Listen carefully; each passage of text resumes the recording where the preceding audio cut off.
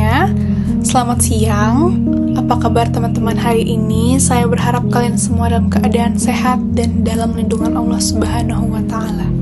Hari ini kita akan membahas satu topik yang lagi booming dan selalu atau kerap terjadi. Dan jujur aja, setiap kali baca berita ini di media sosial, rasanya tuh hati saya tuh miris dan sedih juga. Kita akan bicara tentang fenomena slot atau judi online yang sekarang sudah jadi wabah di tengah masyarakat kita. Dari mulai pelajar, pegawai kantoran, driver ojol, banyak yang terjebak dalam lingkaran setan ini. Kenapa sih judi online itu sangat berbahaya? Kenapa seolah-olah sulit banget buat berhenti meskipun saldo udah ludes? Kita akan bahas dari sisi psikologi, dampak sosial, dan tentu saja bagaimana pandangan Islam melihat fenomena ini sebagai pengingat untuk kita semua. Tetap di sini karena ini bukan cuma soal kehilangan uang, tapi juga soal kehilangan masa depan. Kita perlu sadar satu hal, judi online itu bukan hal keberuntungan. Itu adalah matematika yang dirancang agar kita kalah. Secara teknis, ada yang namanya RNG atau Random Number Generator dan House Age. Artinya, bandar sudah mengatur persentase kemenangan yang sangat kecil hanya untuk memancing kita di awal. Dalam psikologi, ada istilah intermittent reinforcement. Kita dikasih menang sesekali supaya otak kita melepaskan dopamin atau zat rasa senang. Efeknya sama dengan narkoba. Saat kalah, otak kita justru tertantang untuk balas dendam atau chasing losses. Akhirnya, kita sudah bukan lagi bermain untuk menang, tapi bermain karena otak kita sudah kecanduan sinyal kemenangan yang semu itu. Berdasarkan data dari PPATK atau Pusat Pelaporan dan Analisis Transaksi Keuangan, perputaran uang judi online di Indonesia itu sudah mencapai angka ratusan triliun rupiah. Banyak kan? Bayangkan kalau uang itu dipakai untuk modal usaha atau pendidikan. Dampaknya nggak main-main. Yang pertama, dampak ke ekonomi.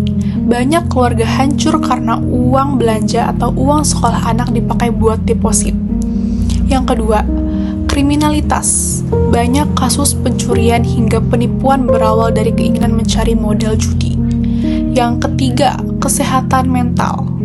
Depresi berat hingga kasus bunuh diri karena terlilit pinjol atau pinjaman online yang digunakan untuk menutupi kekalahan judi.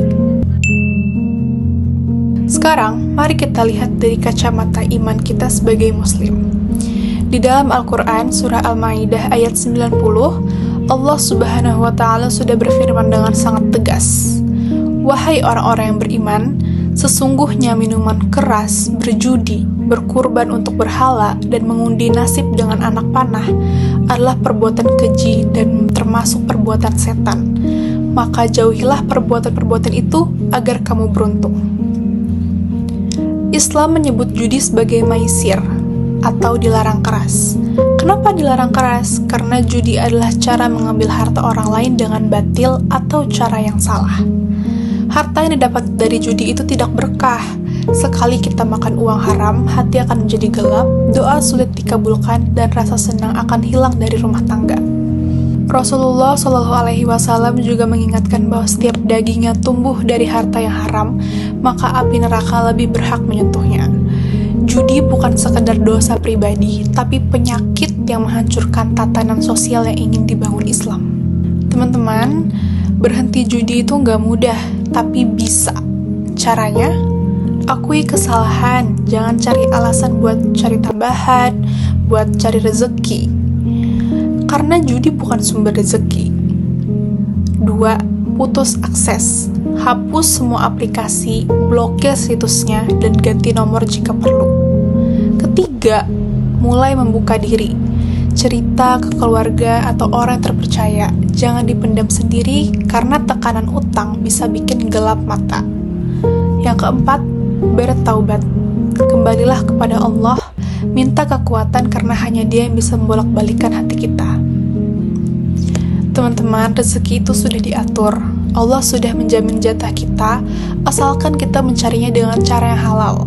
Jangan tukar keberkahan hidupmu yang panjang dengan kesenangan palsu selama 5 menit di layar HP. Terima kasih sudah mendengarkan video atau podcast hari ini. Semoga bermanfaat dan bisa jadi pengingat untuk saya pribadi dan kalian semua. Saya Amalia Hairunisa, pamit undur diri. Wassalamualaikum warahmatullahi wabarakatuh.